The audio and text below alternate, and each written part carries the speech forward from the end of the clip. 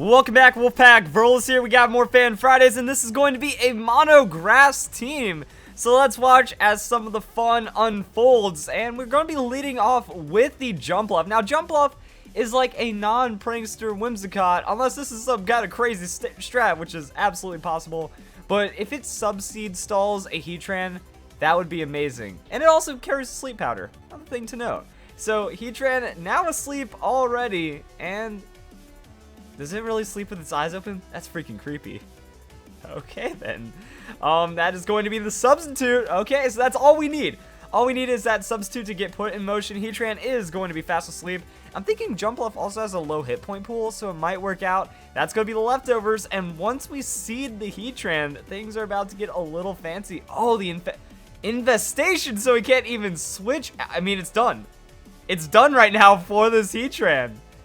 So it wakes up, it's going to go for Toxic, which doesn't really work against Substitute, but I don't think that matters, because even if it like broke the sub, you just reset the sub, you put it to sleep, or you put it to sleep, reset the sub, then you Leech Seed, and it's pretty much over from there. So this, yeah, like, okay, Jumpluff is like a Whimsicott, except nastier, but without Prankster. Just think about it like that. It does have really good speed though, so it shouldn't have too many things to worry about. And it's so weird looking at Heatran not even close its eyes to sleep. But after all that, the leftovers will almost be putting Jumpluff back at full health. That is going to be infestation damage ticking with the Leech Seed. Could get pretty nasty right here, as Heatran still asleep for the turn. That is going to be the Leech Seed from the Jumpluff. And it's pretty much over now, guys. Like, especially because Jumpluff is faster. So once it comes out, best case scenario, opponent's already asleep, goes down to the Leech Seed, and Substitute is up for the Jumpluff, so you might just get a full win off of that. The only thing that can really stop this is going to be, trying to think about, like, really just Grass-type Pokemon, or, yeah, once you already have that Substitute set up, like, the Subseed gets super nasty. You really just need a Grass-type Pokemon to come in and resist the seeds, and also resist the Sleep Powder, or if Sleep Powder misses. But Jumpluff is still looking really good right now, and against the Heatran, like, you would think Fire-type Pokemon, but that is the power of Subseed. Weaknesses don't really mean anything once you get it going, and the Sleep Powder is absolutely terrifying. So infestation going to keep happening right here, and Heatran's going to wake up, use that Lava Plume. But this is what happens, like, Substitute's already up, so you just refresh the sub, you gain leftovers, and then you gain Leech Seed, and then you gain all your health, so you can sub again! Subseed! How much is this actually going to gain right here off of that Leech Seed? Because Heatran, like I said, should be a tanky Pokemon. It is freed from the infestation, going to protect on this turn.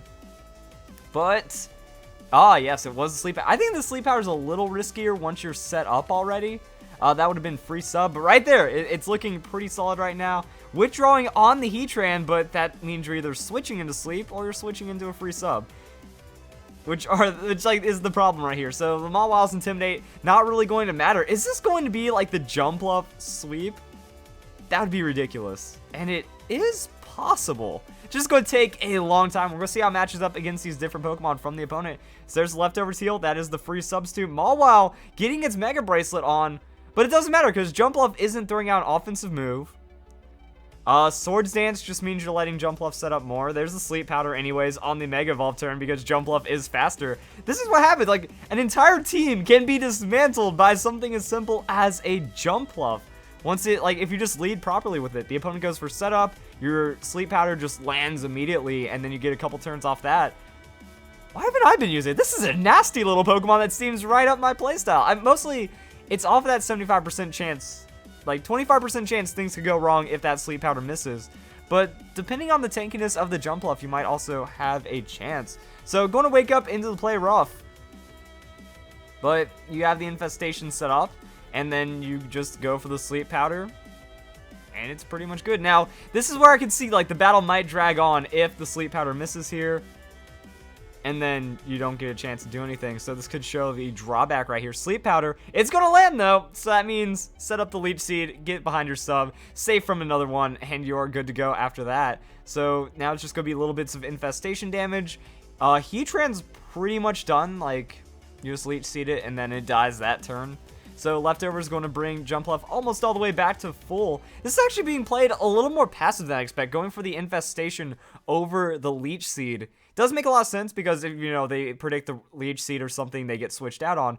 But if you keep spamming the Leech Seed, then you can get something out of it. I don't know why the opponent keeps trying to throw down the Toxic as well. Sub's going to come in. That's going to block it out. And he is getting lucky. That was a second turn wake up. So early wake up, but going straight into the sleep powder. And I would prefer to play mine like just keep throwing out the Leech Seed, because even if they switch, that's going to be a turn off the Leech Seed. If you get a prediction, you can do that. And then on the turn they're switching, that's another sleep.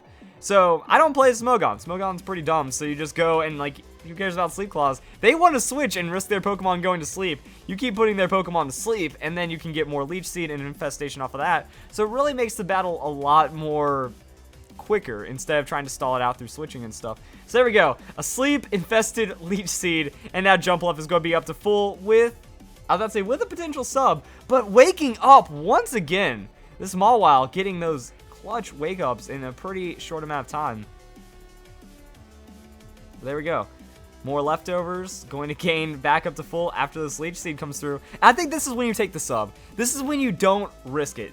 Mawile's right where you want it, because, alright, you throw out the sub, they either switch because they're seeded, or this is why Subseed works so well, is that all the health gained from the Leech Seed from the Leftovers, you can do this 16 turns in a row effectively and not have to worry about it. So they'll either PP out, or they'll miss a play rough, they'll switch, they'll just die to the Leech Seed, which is why you just keep going for the sub spam. Eventually you could run out of Substitute, which could be a problem as well, but that's really one of the only ways around this. And that is going to be it. So yeah, there goes an 8th of the health, and I believe Infestation is a 6th. So an 8th, a 6th, that's going to be a withdrawal right there. Withdraw on the free sub means you get a free chance to go for the Sleep Powder, reset into the Leech Seed. And now this is where it can get bad, because Blaziken has that speed boost, and it will get faster, which means you're going to be playing from behind, but still doable. Now that you have the Substitute, you know, you put him to sleep, get the Leech Seed down, make the predictive plays off of taking the hit into sub. Oh, Blaziken avoids, gets that Blaze Kick down. That's where things go bad. So sub's gonna fade, and I think that might be it for the Jumpluff, guys. But it's already gotten Heatran super low, already almost taken out the Mawile. Speed boost comes into play, and wow, Blaziken's that slow. That Jumpluff will. Wait, really now? Okay. I know that is a possibility. So Jumpluff, I think it has a 130 base speed, and I guess 130 base speed is in that range. Jumpluff only has 110. Alright, so 110 base speed after factoring into that. Not sure how this breaks down the Blaziken after a speed boost. Might have some kind of off investment, but there we go. Already asleep, and now you get the sub in, Leech Seed, resetting, and then now you're going to start gaining back your health, and then you eventually just tick them down through all of that. Okay, I'm going to start running the numbers on this. So Blaziken. Some people do run the Adamant Blaziken, I guess. Pokemon Showdown. I can remember how to spell and type and stuff. So the Infestation going to lock down. See, I would throw out the Leech Seed before the Infestation personally. I think you would just get a little bit more out of that in the end. And yeah, like, since you do have the speed boost behind on the Blaziken, you know, after a Protect, after 2 speed boosts, the Adamant stops mattering, and that's where you get the most damage out of it. Unless you're going up against such a fast Pokemon like the Jumpluff. You know, it's only 110, so it's very doable, and that is going to be the damage right there, but Sub's going to take it, and that's why you just have to play through the sub now. So throwing out the sleep out, you know, you might as well try to make that predictive play if you have the opportunity. It's like, he could wake up, which is why I want him going immediately back to sleep. I wouldn't really say it's riskier, because you gave up the opportunity for a free sub, but even if they don't wake up, or even if they don't get the opportunity to hit into you, you'll still be okay as long as you keep throwing out the sleep powder. Once it lands, reset onto the Leech Seed, get your sub back up. I mean, all you have to do is, like, go for the 2 turns. Like, if you get the 2 turns out of it, then you're going to be just fine. And, like, I'm looking at this, I'm like, is Jumpluff really going to take this all the way? Or is it at least going to get, like, the opponent's team so low? You know, Blaziken might be able to, like, swing some back-to-back hits, take out the Jumpluff, and then just Sceptile comes in, or something else comes in, cleans it up, especially if Blaziken is seeded and also has the Infestation. So Blaziken might mow down a couple Pokemon, especially against the Mono Grass. Like, Blaziken seems like an absolute terror against the Mono Grass, but you can deal with it. So 80 base speed. I'm going to say Adamant Nature, and then going into that. So Adamant, Math, level 50. Trying to figure this one out while we're just watching Blaziken go down to the stall right here.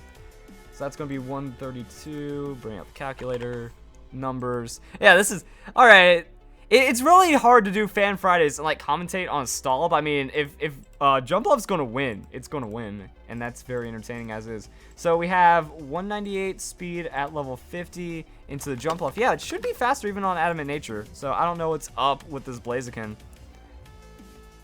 But, I mean, even if the Sleep Powder didn't miss, then we'd be in the same situation anyway. So it just comes down to, like, that 25% that can undo you. And Jumpluff... It's going to take out the Blaziken. So one of the bigger threats to this team, that shows also why Whimsicott works in its own way. It's not going to be able to put the opponent to sleep, but it can still play the mean Subseed and have the priority to where speed doesn't matter. So kind of showing where Jumpluff could fall, but also if you get that sleep, then it snowballs as well. Crazy stuff.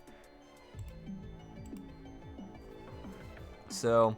takes a hit off Sylveon. Sub's going to take the damage. Not even going to be enough to take it out. And then Sylveon's going to protect itself as Sleep Powder comes through. And then just going to keep going. So that's the back-to-back Sleep Powder going to finally get in there. And now Sylveon's asleep. So same song and dance. Is the opponent going to forfeit? Like I said, is he going to find a way through? Or is this really the Jumpluff sweep? You know what? I'm going to skip ahead. Like I said, it gets kind of awkward commentating these longer battles. Even though Sylveon's going to switch out, so Infestation not going to happen. But Garchomp potentially coming into an Infestation regardless. And Sub is up, so you put Garchomp to sleep. You get the Leech Seed in there. That's why switching doesn't really work out. Okay, so it is later into the battle. Milotic Indio coming on the field, which means Jumpluff had to switch out. You just don't want to really mess with that because Milotic has Sustain. So Recover is one of the weaknesses. Oh my goodness. Milotic getting a huge hit from the Energy Ball, but it actually... is going to be able to take down the Sceptile with that Ice Beam. 4 times weakness. Yeah, that's gonna hurt. And then Milotic is going to survive it out. So now we're going to see how this ends up playing out. So yeah, if the opponent has like massive recovery, you're only dealing Infestation maybe plus the Leech Seed. So that's kind of tricky to deal with, which means you can play Toxic instead of Sleep Powder, depending on how you want to play your game. Sleep Powder lets you have that set up. Toxic is going to make it to where if your opponent tries to stall out, it doesn't happen, and it ends the battle sooner. So that is going to be Sylveon being brought back in, but he's asleep, so throwing out the Toxic doesn't really do anything, and that is going to be the Venoshock. So there we go. Throwing down Venoshock. Good amount of damage on the Sylveon regardless. Super effective hit. And that is going to be Sylveon going down, which means the opponent does not have many options left. Are we going to get the pickup off the Roserade? There's an Energy Ball, so yeah, outspeed into Energy Ball. I would say that Sucker Punch still wouldn't be enough damage to be super threatening, but that is going to be a hit right there. And Heatran, again, like Heatran is low enough to where even an Energy Ball, no matter how heavily resisted it is, will be enough to tick down the Heatran. And then that means we have Milotic left. That goes down. What else does the opponent have? So there's Milotic. Energy Ball hits it, and that's going to be enough. So interesting, like Sceptile did not have enough to take out the Milotic with that Energy Ball from earlier. And that means that the opponent is now defeated. So a long battle. We only got C2, well, 3 technically. So a lot of work getting put in. I like the idea of the Breloom. You get the Spore around. Potential Quiver Dance on the Lilligant, and then we just have straight up sweeping out of the Leafeon. Yeah, opponent's team, pretty respectable, but that just kind of shows the power of what grass can do. So Mono Grass lovers rejoice. I hope you guys enjoy the video. Get ready for some more Fan Fridays coming up next.